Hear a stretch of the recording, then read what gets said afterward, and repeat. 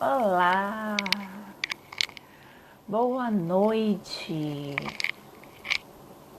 Entrando, esperando que os nossos amigos entrem também na live, para a gente poder iniciar. Esperar que as pessoas também, que a nossa convidada chegue, para poder a gente começar essa conversa maravilhosa e incrível sobre responsabilidade, né? E é um assunto assim bem não crítico, porque não existe nada crítico que a gente não possa resolver, mas com certeza algo que vai tocar muito a nós mesmos sobre o apontar o dedo, não é o outro, né? É a gente, às vezes que a gente tem que assumir a responsabilidade das coisas que a gente faz na vida, né? Então, é um caminho que vem muito do que o Robson falou. O Robson falou ontem um pouquinho. Eu não quis me estender muito ontem, porque eu sabia que a Tereza iria falar sobre isso hoje, sobre a responsabilidade, essa autorresponsabilidade. Então, foi bem interessante que ele pincelasse assim espontaneamente. Eu acredito também que hoje nós teremos um link para amanhã também, que nós iremos falar sobre deixa eu pegar aqui e colar. O tempo, esse tempo que a gente tem para poder entre se reconhecer, se autorresponsabilizar e também deixar ir, que é um processo normal. E aí cada um tem o seu processo, na verdade cada um tem o seu tempo, né? Pode ser anos, pode ser décadas, pode ser dias, né? Então assim, cada um tem o seu tempo e eu acho que a grande questão disso tudo é você apenas se reconhecer. Eu estou ainda esperando a Tereza entrar. Ela não está aqui em Salvador, ela está no interior, em Ilhéus, e por isso a internet lá não é um pouco muito estável, talvez seja por isso. Eu estava falando com ela agora e ela estava travando um pouquinho. Mas com certeza isso vai dar certo sim, porque o nosso tema é muito interessante e com certeza vai tocar alguém. E como eu disse, ontem eu recebi muitos feedbacks interessantes falando que foi muito legal, que conseguiram se enxergar e conseguiram entender algumas coisas e no seu processo, o fato de você, sei lá, adicionar alguma coisa na sua vida que vai fazer com que essa modificação ocorra, que seja, sei lá, o caderninho de sonhos que o Robson propôs, isso já vai ser muito útil. E a Tereza, ela traz uma outra coisa, além de ser uma psicoterapeuta, ela também é musicoterapeuta, e a gente vai buscar um pouquinho assim, muito simples, isso aqui não é uma terapia, né? Na verdade, isso aqui é um bate-papo sobre como você pode seguir para que você consiga, sabe, desamarrar os nós da sua vida e seguir em frente, deixar o passado sendo passado e fazer do seu presente o seu futuro. E só assim a gente vai conseguir. Outra coisa que eu queria dizer eu esqueci. É normal. É normal. Mas assim, ontem o Robson falou do meu livro, então deixa eu falar aqui rapidinho. Esse livro foi o que foi o desencadeador da gente começar a pensar nessas lives aqui, que é essa questão de deixar ir. Então, assim, eu me reconheci e parei de me justificar por não estar fazendo as coisas que eu deveria fazer, né? Então, eu apenas usei esse tempo em que eu estava em casa para fazer algo que eu sempre dizia que eu não era capaz de fazer, porque eu estava na rua, trabalhando e assim por diante. E aí eu consegui, e um amigo fez assim, mas peraí, dá para fazer live com isso? Eu digo, não, para fazer live por quê, né? Aquela questão, né? E aí realmente eu entendi que seria interessante fazer essa live, que a gente consegue. E tudo que a gente está falando meio que tem uma relação, meio não, tem toda uma relação com o livro, que é muito interessante, mas assim, é aquela coisa densa. Enfim, é algo que podendo ler, tudo bem. Agora ela entrou, deixa eu chamar ela aqui, pra gente começar já a conversar com a nossa querida. Aguardando. Olá! Boa Oi, oi. noite! Tudo bom? Tudo jóia. A internet? Então, a internet está super instável, então vamos orar aos deuses da internet. É, mas vai dar certo sim, já conseguiu entrar, então tá, já deu, né? Já Já deu. conseguimos. Então, eu já estava dando a introduçãozinha do que seria o nosso tema hoje. Só uma coisa, eu vou desativar os comentários, porque eu acho que assim a gente consegue prestar mais atenção no que você tem a dizer e a gente não fica lendo as coisas que as pessoas vão falando e tal, então seria mais interessante. Eu desativei, eu reativo no finalzinho da live, tá, gente?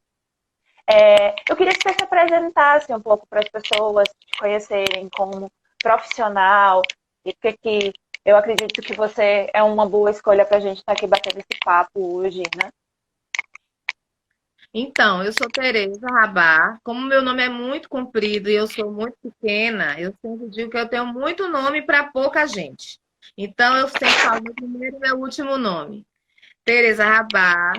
Sou musicoterapeuta formada pela Católica desde os anos 2000. E depois eu fiz a minha graduação, fiz uma pós-graduação em psicologia social e por fim fiz uma graduação em psicologia, já morando aqui em Ilhéus. A minha graduação em musicoterapia eu fiz aí em Salvador e sou psicóloga. A minha abordagem preferencial é a terapia cognitivo-comportamental, é a que tem mais referências e endossos científicos, né, comprovações e evidências científicas. E sou uma pessoa curiosa, gosto de conhecer coisas novas. E quando você entrou em contato comigo me dizendo que era escritora, eu falei, oi? Como assim, produção? E Como nunca assim? falou nada para ninguém. Então, assim, você me fez esse convite, eu fiquei extremamente lisonjeada, porque eu acho que é uma possibilidade de troca interessante. A gente, apesar de se conhecer há muito tempo, faz poucas trocas, porque a gente se encontra pouco. Então, conhecer esse lado seu me interessou bastante. Fazer uma troca, por que não, né? Por que não bater esse papo? Por que não fazer essa live falando de assuntos tão interessantes e que são pontos de convergência com tantas pessoas, né? Então, vamos nessa. Na verdade, eu nunca me apresentei como uma escritora, né? Porque isso não estava muito burilado em mim.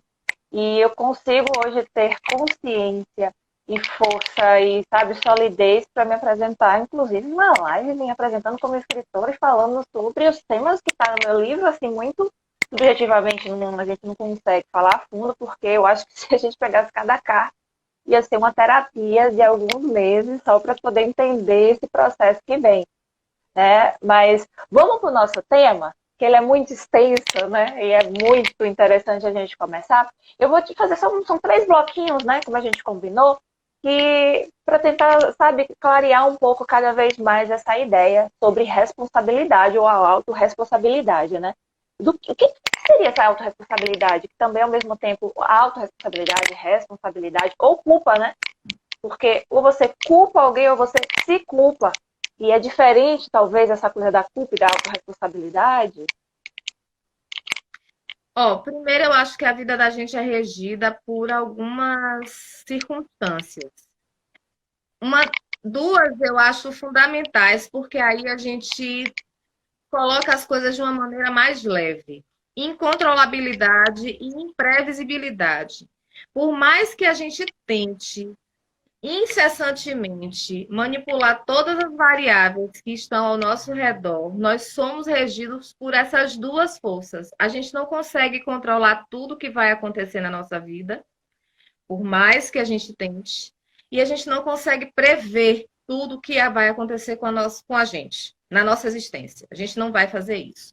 Quando a gente se encontrou pela última vez, no final de fevereiro, início de março, que hoje nós estaríamos vivendo esse distanciamento social?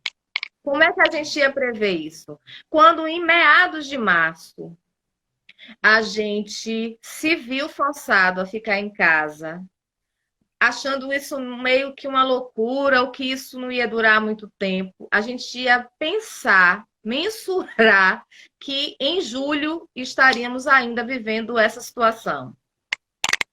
Aí o que é? Onde entra a nossa responsabilidade? Qual é a nossa culpa? Eu não gosto muito dessa conversa de culpa, sabe? Eu acho que culpa é uma.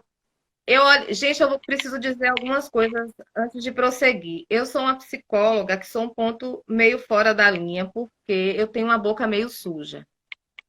Então, vez ou outra vai sair algum que eu não falo nem que é palavrão, eu acho que é meio que um desabafo, um termo, um jeito de falar. E vez ou outra vocês podem ouvir a manifestação dos meus pets, que eu tenho 3 aqui. Então, já vou dizendo. Então, assim, continuando com a história da culpa e da responsabilidade, a gente é responsável pelas nossas escolhas. Então, a gente é responsável, se a gente for fazer uma analogia com essa situação que a gente vive hoje, para poder ilustrar e ficar fácil, a gente é responsável de sair ou não de máscara de casa. Ter os cuidados todos necessários para a gente tentar não ser contaminado por esse vírus que a gente não conhece, a gente não sabe como vai reagir ao nosso corpo.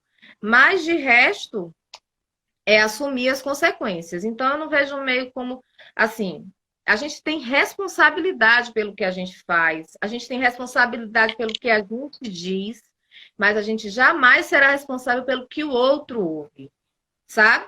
Então, assim, a gente precisa fazer esse distanciamento, o que é meu, o que é do outro. Porque aí a gente diminui o peso da coisa de você falar assim, ah, mas eu sou responsável pelo que o outro pensa a meu respeito. Não, sabe? O que o outro pensa a meu respeito é permeado, é enviesado completamente pelas crenças que ele tem ao meu respeito, pelos preconceitos que ele tem, pela forma como ele vê o que eu faço e com os julgamentos que ele tem a partir das experiências que ele tem. Então, eu só sou responsável pelo que eu sou, pelo que eu penso, pelo que eu faço. E essa minha responsabilidade me coloca diretamente responsável pelas consequências dos meus atos, sabe? E tudo mais. Sim. E você falou que assim, sempre tem dois lados da questão, né? É de você não ser responsável pelo outro, mas também você responsabilizar o outro. Então, assim, Sim, minha vida tá assim por causa de você, sabe? é tão mais fácil. Tão mais fácil. Oh, coitada de mim. Sabe, o outro fez isso comigo. Ai, meu Deus do céu. Eu me apaixonei loucamente por ele, ele não quer responder como ele é sacana, como ele não pôde fazer isso comigo. Sim, opa, para tudo. Sabe? Você precisa também estar atento aos sinais que o outro te dá, porque o tempo inteiro o outro, porque nós somos seres de relação, né?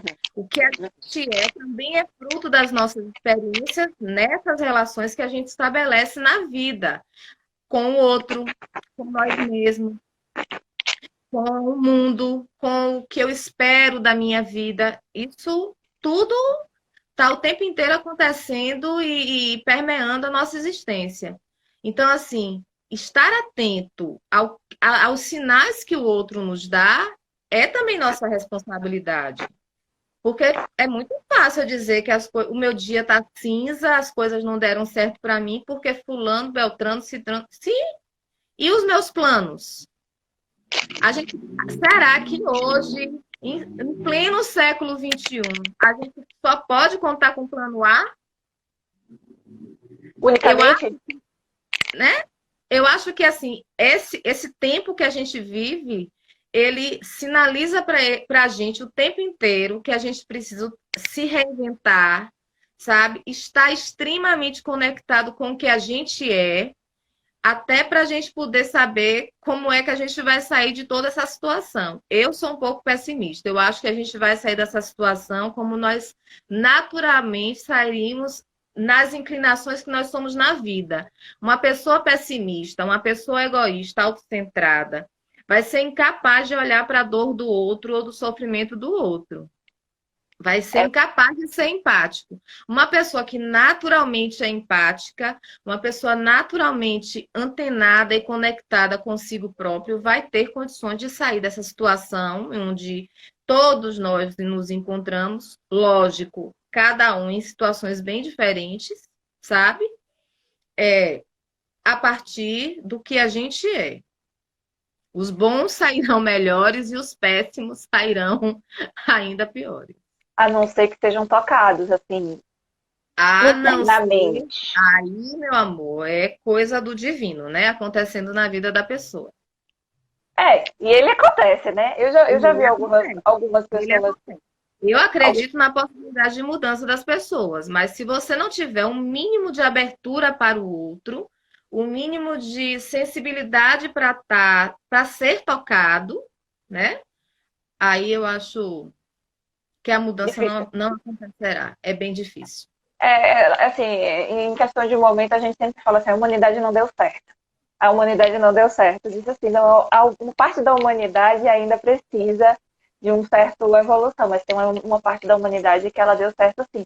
Porque aí tipo, renegar completamente figuras ícones da nossa existência, né? Que vieram para mostrar que sim, se um deu certo, pelo amor de Deus, então Deus fez o caminho certo. Então, se um pode ser, então outros também podem ser, né? Aí eu Sim. vou te tentar direcionar agora para algumas questões, que talvez isso seja até um pouco mais específico, né? Porque a gente tem essa tomada de consciência que você fala, que às vezes a pessoa é empática ou não, né? Essa vivência, esse toque interno, profundo, denso, ele pode vir da forma como que, assim, é o meu estalo na vida, porque a imprevisibilidade da nossa vida, ela saiu na rua, você não sabe o que você vai fazer, né? Aí, eu fico pensando nessa questão do tipo, tem muitas coisas que também a gente dá pro outro, traz pra gente, tipo, expectativas. A gente tem expectativa de um dia, e aí o outro faz alguma coisinha, o nosso dia acabou. Será que tem que ser assim? Que é a responsabilidade pelas expectativas que nós temos? E isso eu tô falando de nível mínimo, assim, de tipo, trânsito, como você fala, seu trânsito, as pessoas que estão em trânsito, elas se irritam constantemente e isso pode levar e perdurar pelo dia. Mas de que é essa responsabilidade de manter a sua estabilidade, seu nível de mental, enfim. Mas também em um outro nível, né? A expectativa, ela pode ser expectativa com o outro, de fazer o outro. A expectativa é muito mais além, né? Ó, tem uma frasezinha que eu costumo dizer em relação à expectativa, que as grandes expectativas são a grande expectativa é a mãe da merda. Quando você cria uma grande expectativa em relação a alguém, é impossível você se colocar numa relação sem algum nível de expectativa. Faz parte da gente. Nós criamos expectativas em relação a nós mesmos e às vezes nos frustramos nesse processo, né? Isso é muito comum. Então é mais comum do que o que a gente desejava ou deseja, o quanto que a gente se frustra em relação às pessoas, em relação ao nosso dia, em relação à nossa vida profissional. Não existe coisa mais frustrante do que o dia seguinte da formatura. Você deixa de ser estudante, um aspirante a algo, para se transformar num desempregado. Existe frustração maior do que essa? E a expectativa mais comum é você terminei meu curso e vou começar, no caso do psicólogo, né? Vou ter minha clínica, vou ter minha sala maravilhosa, do meu jeitinho, e minha agenda fechada, e a agenda não fecha no começo, né? Então, essa coisa da expectativa, a gente precisa pensar que você pode e deve ter expectativa. Você entrar numa relação ou num projeto sem nenhuma expectativa, ele já está fadado ao fracasso. Porque quando você não tem expectativa em algo ou em alguém, você não joga para esse lugar a energia necessária para que a coisa aconteça, para que a coisa dê certo. Você não estabelece metas, né? Você não estabelece um objetivo maior, sabe? Então, eu acho que é fundamental que a gente tenha expectativa sim, mas pensar sempre que além da expectativa, tem o aqui, o agora, o viver, o entender que numa relação, por exemplo, são duas pessoas diferentes com expectativas distintas, no caso de um relacionamento amoroso, ou até num relacionamento de pai e mãe, sabe? A nossa relação com os nossos filhos, né? A expectativa que ele tem de uma mãe, de repente, mais liberal e essa mãe não é, ou uma mãe que tem as suas frustrações na vida e deposita nesse filho toda a expectativa de realização que ela não teve. Uma coisa que você pontuou, a questão das relações abusivas, né? Toda vez que a gente pensa em relação abusiva, a gente pensa sempre num relacionamento amoroso abusivo. A gente sempre pensa num homem que abusa, né? Que tem uma relação abusiva com essa mulher. E quantas mulheres têm uma relação abusiva com seu parceiro?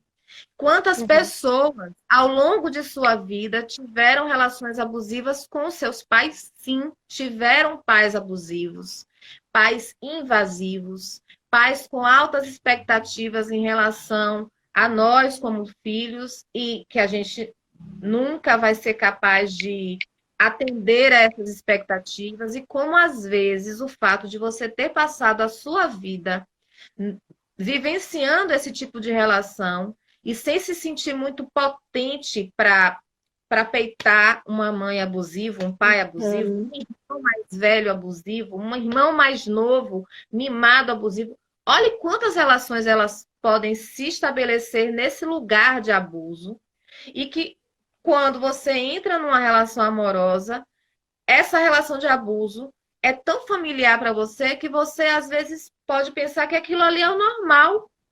E isso pode justificar, inclusive, porque tantas pessoas, e aí eu vou falar pessoas, não vou falar de mulheres só, tantas pessoas às vezes não conseguem enxergar que vivem uma relação de abuso. Então, essa coisa das relações abusivas, elas perpassam por muitos lugares, sabe? Então, aí eu penso que quando a gente chega num ponto de maturidade e de autoconhecimento consistente e a gente percebe qual é o tipo de relação que a gente quer ter na vida, aí a gente é capaz de enxergar se aquelas relações que a gente estabelece, de modo geral, com os nossos amigos, com nossos pais, com as pessoas mais próximas, pessoas de referência na vida da gente, são relações salutares, trazem para a gente algum nível de sofrimento. Aí a gente tem a responsabilidade de cortar esse lugar, de fazer uma cisão nesse lugar. E isso não significa deixar de se relacionar com essas pessoas, porque em alguns casos é impossível a gente conseguir deixar de se relacionar com a mãe abusiva, por exemplo. Mas favorecer mudanças na gente que façam com que o outro comece a estabelecer uma relação diferente com a gente. Porque ao longo do meu processo como psicóloga, como psicoterapeuta, porque como musicoterapeuta isso já existe na minha vida há 20 anos, as mudanças na vida da gente não acontecem em função do outro. Toda mudança que a gente faz na nossa vida faz a partir de uma insatisfação que a gente tem. Quando o nosso modo operante, quando o jeito que a gente se relaciona com as pessoas, como o jeito que a gente começa a nos incomodar de alguma forma, aí as mudanças começam a acontecer. A gente começa a promover mudanças na gente.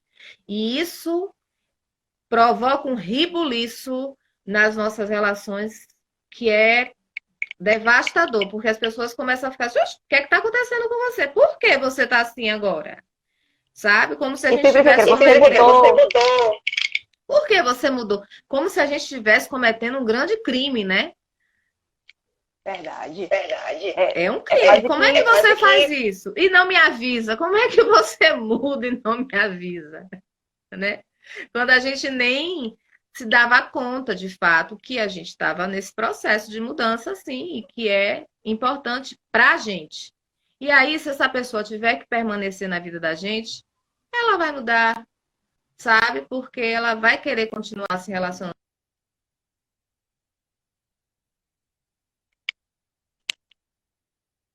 enfim, calma, vamos ver se essa internet restabelece.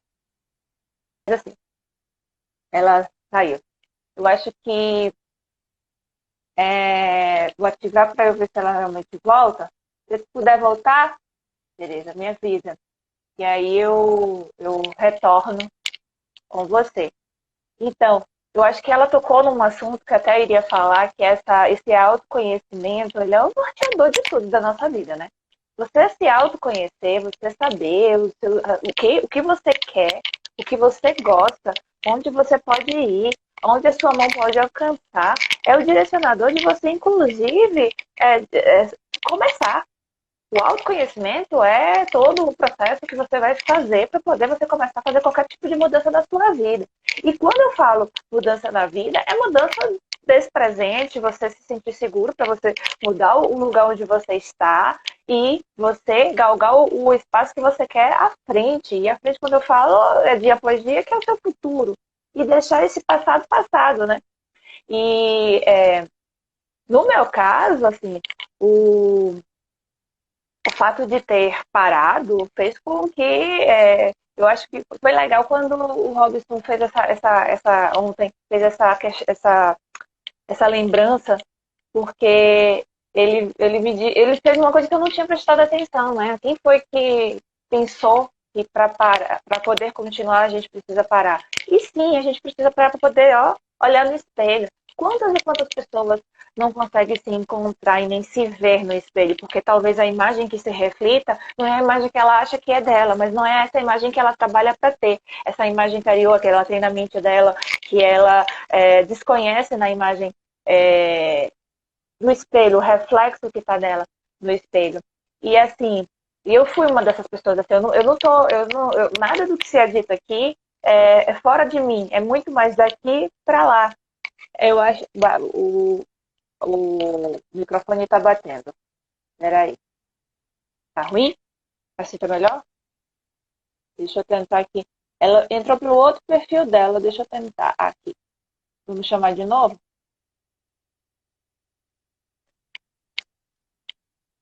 Aguardando para ver se esse perfil é melhor. Ah, voltamos. Voltamos. Nova. Eu estava aqui até falando sobre essa questão de você reconhecer para você poder continuar, né?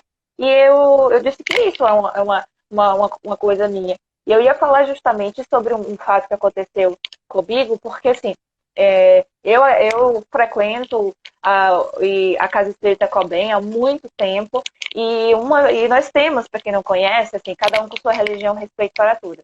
E para quem não conhece, existe como seria entre os católicos, sentar para conversar, você conversar com o seu pastor, enfim, existe as sessões de atendimento fraterno. E um desses momentos em que eu fui lá para o atendimento fraterno na COBEM, é uma casa de acolhimento muito, muito importante na minha vida, o seu Francisco Aguiar, ele era um senhor, sabe, sempre imponente, um bigode, ele é uma pessoa incrível. Eu falando, e a primeira pergunta que ele me fez foi assim, depois que eu terminei de falar, ele fez: quem é a pessoa que você mais ama? Minha mãe.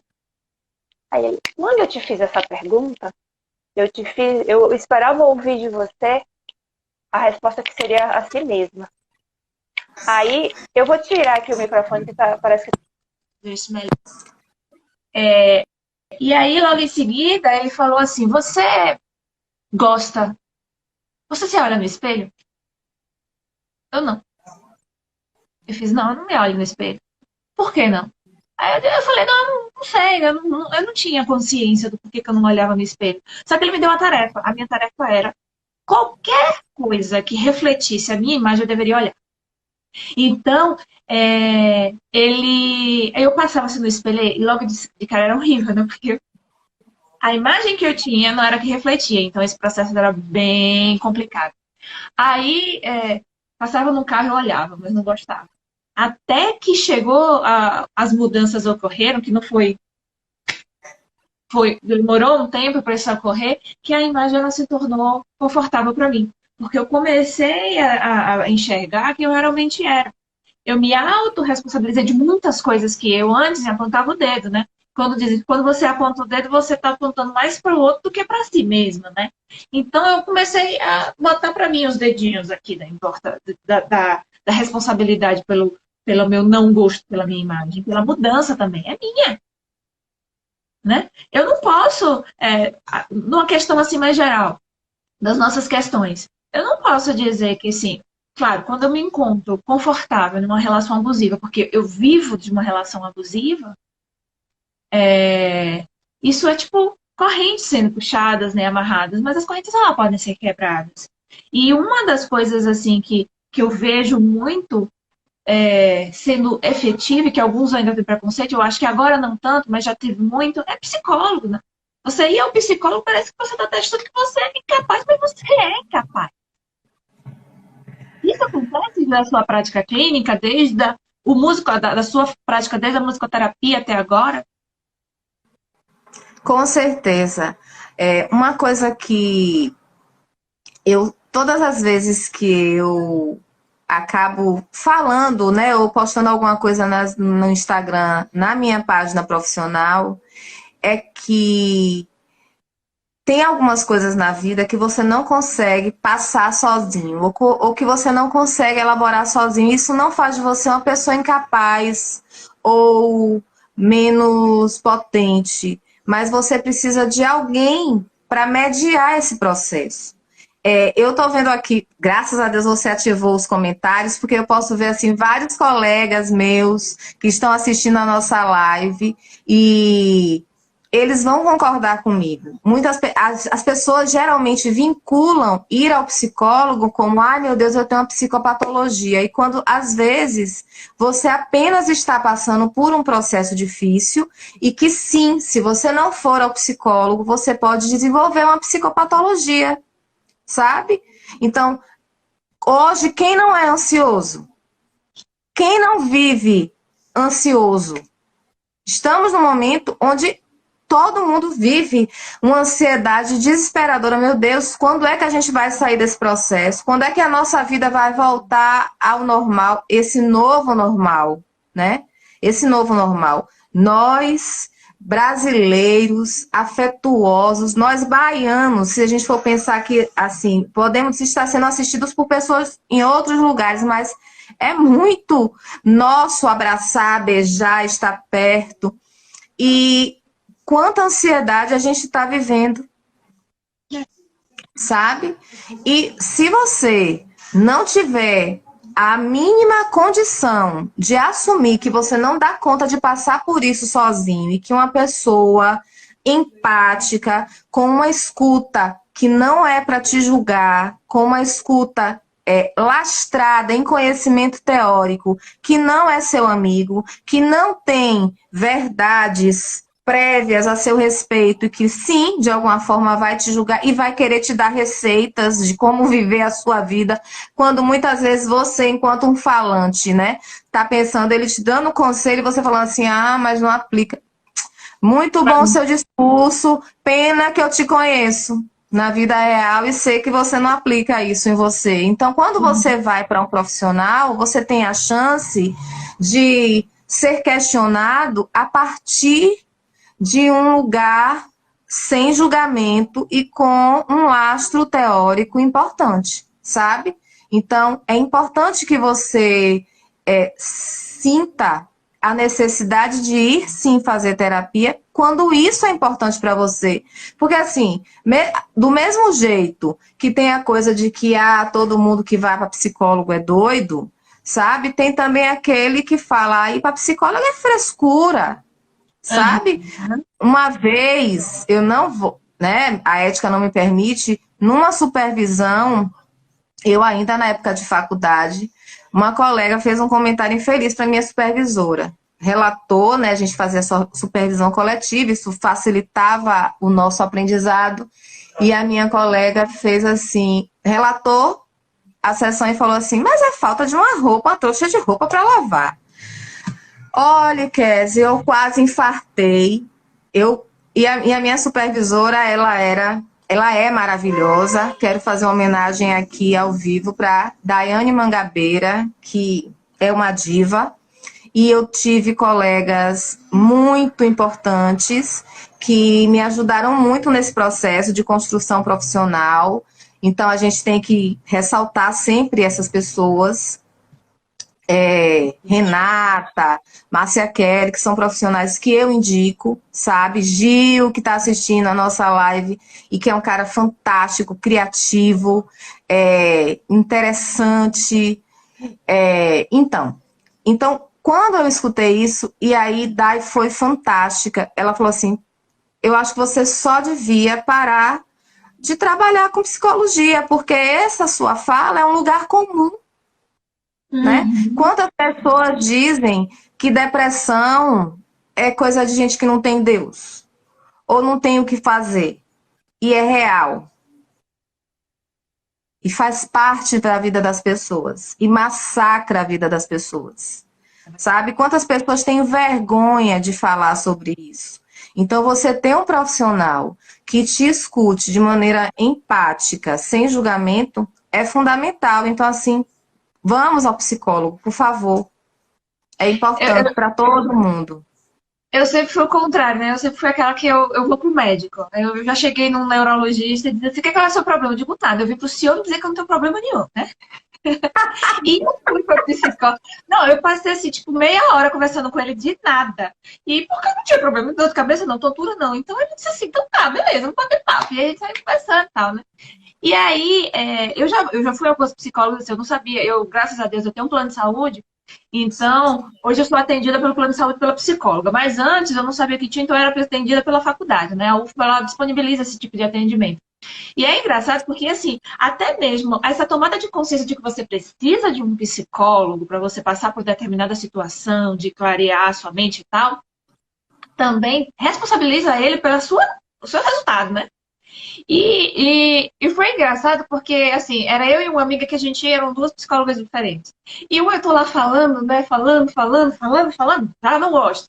E falo, e eu presto atenção na psicóloga e ela tava Madagascar, sabe? Não tava ali na minha figura. Eu falei, não, tudo bem, eu tô aqui pra falar, ela quer ouvir ou não, né? E eu continuei falando. Eu passei uns 2 ou 3 anos conversando, né? Só falando, porque a minha necessidade de falar era maior do que a dela. A outra amiga, ela disse assim, gente, eu não sei o que eu vou fazer na psicóloga, porque ela não me ajuda em nada. Porque ela dormiu. É engraçado. Tudo bem, eu não tô falando, são pessoas profissionais, eu não tô dizendo que são tudo isso, mas assim, nem eu, nem ela, a gente deixou de ir, porque a gente fez daquilo uma possibilidade para a gente poder se renovar, sabe? Então a gente falava, e por mais que a necessidade da resposta, talvez ou não, do profissional, mas só o fato da gente ir lá jogar para fora, botar para fora, já é uma alta responsabilidade, né? De tipo, tudo bem, algum dia essa filha cai, né? Eu não sou mais atendida por essa psicóloga, já tem um tempo, já estou com um ou outro profissional que, assim, eu não sei se vocês chamam corrente, né? Eu não sei se são correntes, né? Corrente, abordagem. É outra corrente, eu me sinto muito mais confortável. De vez em quando quando eu não consigo mais falar, porque eu não tenho nada para falar, ela fala, não, você tem sonhado? Eu adoro isso, né? Porque é tipo assim, vamos falar de alguma coisa, né? Você reconhecer isso e reconhecer também que o profissional ele não vai dizer assim, querida ou querido, o caminho é assim, você dobra para a direita, vai para frente, dobra para a esquerda, blá, blá, blá, blá, blá. Processo terapêutico, ele é um processo que exige da gente corresponsabilidade. A responsabilidade é dos dois. sabe? Você precisa, enquanto paciente, enquanto cliente, enquanto terapeutizado, estar conectado naquele processo, ser responsável pelas mudanças, porque assim, se a gente for parar para pensar que o atendimento acontece uma vez por semana, por 50, 60 minutos, e todas as outras horas do dia, né, e todas as outras tomadas de decisão que você vai tomar ao longo dessa semana, serão necessárias ao longo dessa semana, sem o auxílio valoroso daquele profissional que precisa também estar engajado. Tem uma coisa no nosso ofício que eu acho que assim, é fundamental, é a nossa virada de chave. Eu não sou psicóloga 24 horas por dia, sabe? O meu tempo de vida real, de mãe, de esposa, de filha, ele é muito maior do que o meu tempo no exercício da minha profissão. E eu, enquanto ser humano normal que sou, eu erro, eu preciso de terapia, eu chuto o pau da barraca, eu me descontrolo, eu me destempero, eu fico ansiosa, eu fico nervosa. Eu sou gente como... Eu costumo dizer aos meus pacientes que nós somos da mesma carne. O que acontece naquele momento, a mágica que acontece ali é que quando eu estou no atendimento, eu viro a chave e todo o resto deixa de existir, porque naquele momento ele é a coisa mais importante da minha vida, ele é o centro da minha atenção. Eu preciso estar muito conectada com ele para poder, na minha cabeça, eu começar a fazer todos os links que são necessários com aquilo que eu tanto estudei e estudo. Cada paciente é uma possibilidade de aprendizado. Então, eu acho que a escolha pela psicologia foi esse lugar, sabe? De eu poder, a partir do outro, eu aprender, eu ser uma pessoa um pouco melhor a cada dia, tentar errar menos, apesar disso às vezes ser impossível, porque aí quando eu dou uma destemperada, aí minha mãe de 81 anos fala assim, é assim que você é psicóloga? É assim que eu sou psicóloga, porque aqui eu sou sua filha, não sou sua psicóloga, eu não tenho obrigação nenhuma de estar aqui, sabe, incorporando a psicóloga. E assim, ninguém é o tempo inteiro. Ninguém é nutricionista o tempo inteiro, né? Ninguém é advogado o tempo inteiro. Ninguém é nada o tempo inteiro. Então, nós somos tantas coisas, né? E assim, essa possibilidade de estar à disposição do outro é uma coisa que, para mim, não tem preço. Sabe? Foi um presente, e é um presente a gente poder fazer um ofício que faz a gente tão feliz, e como a gente fica, eu não sei nem dizer qual é a palavra, não sei se é contente, né? Pleno, quando a gente, sabe, vê aquele outro que às vezes chegou tão angustiado, com tanta, e assim, às vezes nem reconhecendo como válida, como necessária, honrosa, não sei a palavra agora, como é válida mesmo aquela dor, questionando, meu Deus, mas eu tenho tudo e estou sofrendo desse jeito, estou nesse lugar. Gente, se você não reconhecer a dor do outro como legítima, era a palavra que eu estava procurando, se você, enquanto psicólogo, não reconhecer a dor do outro como legítima, não é para você esse lugar, sabe? Toda dor é legítima e se é dor no outro, é importante que você valide essa dor. Porque quando você valida a dor do outro, ele é capaz de sair desse lugar de dor. Ele é capaz de se ressignificar e, sabe, se livrar das culpas, né? Já que é uma coisa, deixar ir aquela coisa que amargura ele, ou que aprisiona ele nesse lugar de sofrimento. Porque esse lugar de sofrimento não é um lugar que ninguém merece estar. É porque eu gosto do deixar ir, porque eu deixaria uma coisa mais leve, não é uma coisa de largar, abandonar, sabe? Eu não quero mais, sabe? O deixar ir é mais fluido, tipo assim, não me serve mais, deixo ir. E aí eu te pergunto uma outra coisa, como é que entra a musicoterapia nesse processo, como um processo extra, ou somando a terapia psicológica? Porque música tipo, é memória infantil, é memória de alguma situação, você chega assim e não existe, é igual perfume, né? Quando são sentidos, né? E a música, se ela te marcou, ela vai te marcar com você com 5 anos, vai te marcar com você com 100. É. Ó, a música, ela sempre foi usada de maneira empírica para diversas coisas, né? Os xamãs usavam a música para levar as pessoas a níveis alterados de consciência. E aí, falando da minha primeira formação, que é em musicoterapia, a musicoterapia se fez ciência a partir da Segunda Guerra Mundial, quando alguns músicos, médicos músicos, começaram a colocar música para os seus pacientes, né, mutilados de guerra, e perceberam que a recuperação psicológica dessas pessoas era melhor do que os que não escutavam música. A música, se a gente for assim, não é só novela que tem trilha sonora, a vida da gente também tem. Quando você fala assim, música que marca os 5 anos, vai nos marcar o resto da vida. Então você pode passar anos sem escutar aquela música. Quando você escuta ela de novo, ela te transporta para esse lugar, para o mesmo lugar que você estava, com as pessoas que você estava. Você consegue até sentir os cheiros daquela cena onde a música fez pano de fundo. Então, a música, ela é usada de várias formas. A musicoterapia hoje é uma ciência que tem, como a psicologia, várias abordagens. Então, nós temos um musicoterapeuta que é referência na América Latina, que é Benezon. Eu já fiz, inclusive, formação com ele, eu tive a sorte disso. Tem uma escola muito importante no Rio de Janeiro, com mestres fundamentais, assim, Lia Rejane, Marli Chagas, Marta Negreiros, que são musicoterapeutas, as contemporâneas da musicoterapia no Brasil.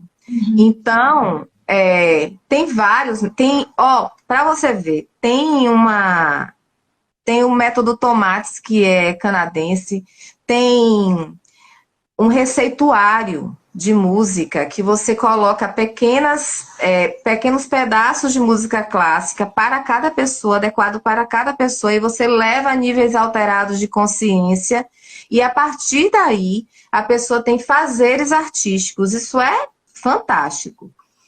E quando você fala assim de música do deixar ir, a música é libertadora, né? Tem música para tudo, tem música para todos os momentos. Eu só sei cozinhar, além de outras coisas, eu adoro cozinhar, mas eu não sei cozinhar sem ouvir música. E meu despertador é música, e que muitas vezes eu não acordo. Então, assim, meu marido fala assim, não aguento mais ouvir essa música, porque eu acordo com ela e você não, porque eu acho que a música já está tão gostosa no meu ouvido que ela só faz me acalmar mais.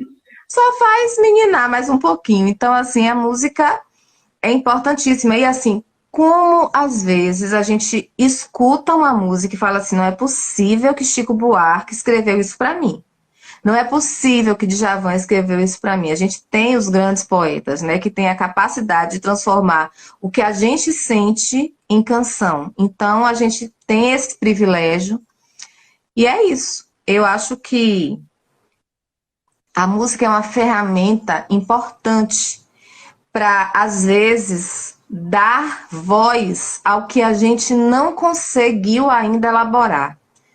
Quantas vezes a gente está com um sentimento meio confuso, misturado, e aí parece uma coisa, vem aquela música do nada e organiza. Você fala assim, eita, era isso que eu estava sentindo e eu não conseguia dar nome. E às vezes, e aí eu acho que quando isso acontece, a gente meio que divide a responsabilidade com o compositor e o intérprete, né? Você fala assim, não fui eu que disse, ele está dizendo para mim, então estou aceitando como verdade. E aí a gente deixa a coisa acontecer. Você falou aí que a gente às vezes chega no momento e revive tudo, né? Eu vou me permitir, eu acho que eu nunca falei isso pra ninguém, nem pra minha psicóloga, mas vou me permitir fazer uma retomada lá do meu passado. As pessoas não sabem, mas Tereza é minha prima. E assim, o meu pai ele faleceu quando eu tinha 3 anos, né? E uma música que me remetia sinceramente a ele chama Leandro e Leonardo. Eu tava até ouvindo essa música esses dias. É por você que eu canto. Gente, em qualquer momento, assim, ela ouvia assim, muito mais do que hoje, né? Só que eu não sabia que era uma versão de uma música de uma dupla americana que é Sound of Silence. E eu tô assistindo um filme chamado Watch a Man, aí começa aquele dedilhar de violão, aquela música, eu digo, putz, sabe? O filme deixou de existir.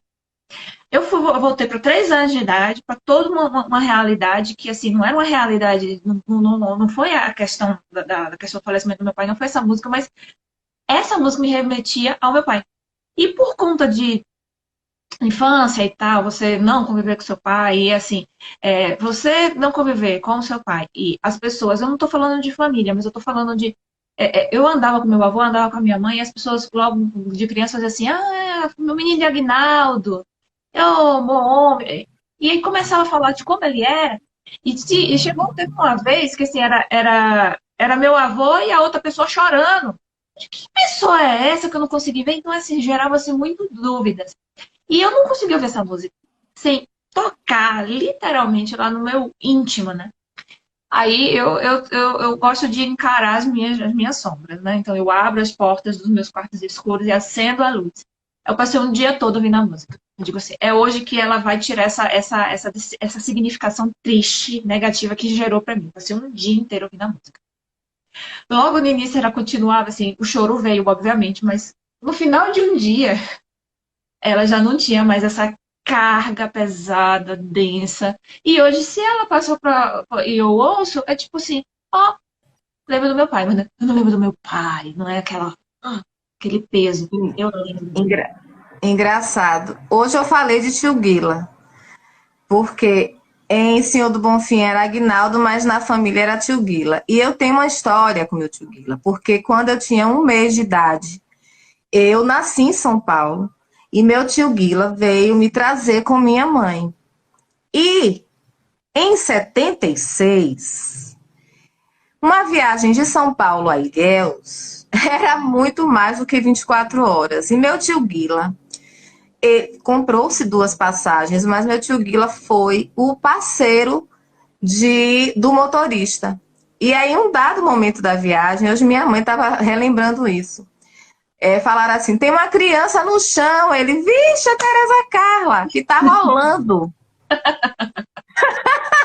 pelo chão do ônibus.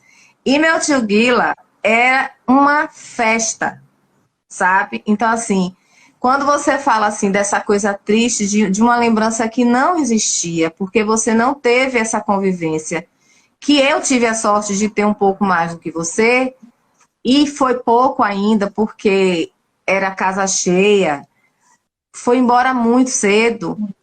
Ele era uma invasão de alegria na vida da gente, né? Ele era engraçado, era extremamente divertido, ele tinha a capacidade de trazer as pessoas para perto dele, sabe? Quando ele chegava aqui, a gente via quando ele chegava, e aí ele ia na casa de um e de outro da família e trazia uma sacola extra, porque todo mundo tinha a obrigação de mandar presente para Kessinha, para Cleitinho, e aí, né, querida, era puxado. Então, assim, não tem, e assim, eu tenho uma memória, eu lembro que na época que eu era criança, e como ele sempre foi muito animado, eu queria muito que ele fosse meu padrinho.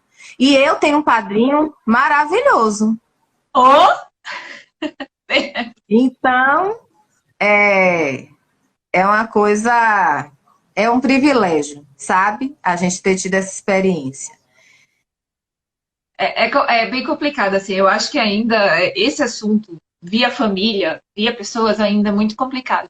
Até mesmo quando a gente chega em Senhor do Bonfim e fala assim, Menina, a cara de Aguinaldo, né? Porque é engraçado. Meu irmão é a cara de Aguinaldo e eu cada vez mais tô parecida com meu irmão. E meu irmão é a cara do meu pai, então eu sou a cara do meu pai. Todo mundo tem Exato. irmão. E assim, eu não sei qual é a cara do meu pai.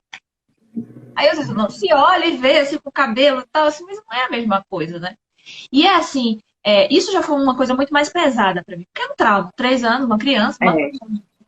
eu tenho toda a memória do dia do falecimento do meu pai, assim, toda a memória. Eu tinha 3 anos de idade, eu tenho toda a memória de alguém batendo na porta, de assistir no Faustão, Domingão do Faustão, a gente assistindo no Faustão, e aí a gente entra numa pampa, ó, coisa bem segura. A criança, minha mãe, a gente no fundo, e eu lembro de passar pelo caminho, lembro que no interior, né, aconteceu um acidente, então o hospital, a rua do hospital não estava lotada, ela estava lotada, era como se fosse festa.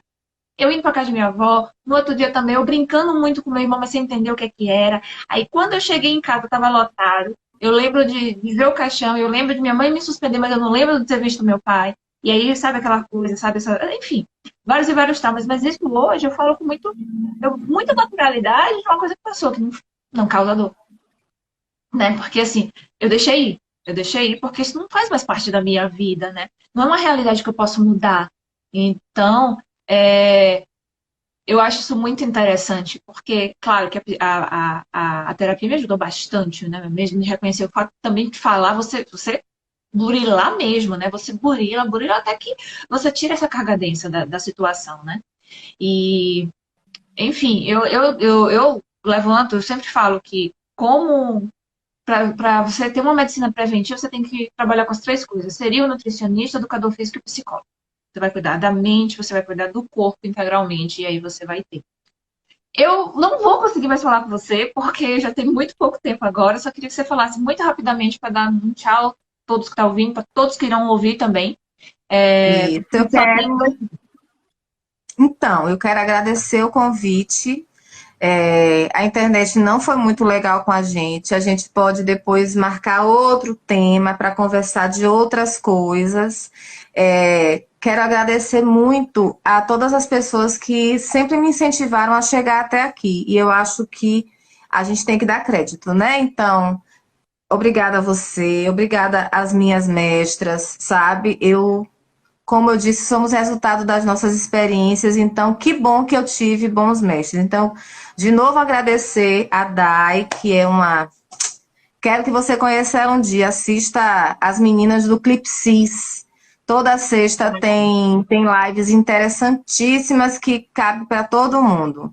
Tem Renata, que eu amo de paixão, é minha amiga, irmã, um encontro de almas mesmo, sabe? Então... E acompanhar esse pessoal, que mais e mais psicólogos façam lives, compartilhem seus conhecimentos, sabe? Tragam temas atuais para a gente estar conversando, porque aí a gente acaba desmistificando essa coisa de que a psicologia é uma coisa distante. Não, ela é muito próxima e é próxima para todas nós. Muito obrigada. Eu que agradeço você disponibilizar um tempo para vir falar com a gente aqui e falar para todo mundo. Passou rápido. Passa muito rápido. Ligou a câmera, virou assim, uma coisa assim rapidíssima. E até porque assim, meu projeto é pelo menos uma pessoa ser tocada por isso, por essa sessão de conversas, e eu sei que está sendo tocado. Então, assim, ó, muito grata pela sua disponibilidade de tempo para fazer tocar alguém. Eu sei que alguém vai, ó, procurar um terapeuta para poder ajustar. Um beijo. Muito obrigada também a todos que estiveram na live, todos os meus amigos também, né? Enfim, é muito bom estar aqui do lado, saber que vocês também estão assistindo, então muito grata. E quem não assistiu, está assistindo em outro momento também, muito obrigada pelo prestígio, tá? Um beijo a todos. Amanhã a gente vai falar com o Marcos Alves e vai ser sobre questão de tempo, né? Será que esse tempo existe, ele existe, é rápido assim, enfim. Vai ser também um papo muito legal, tá certo? Beijo!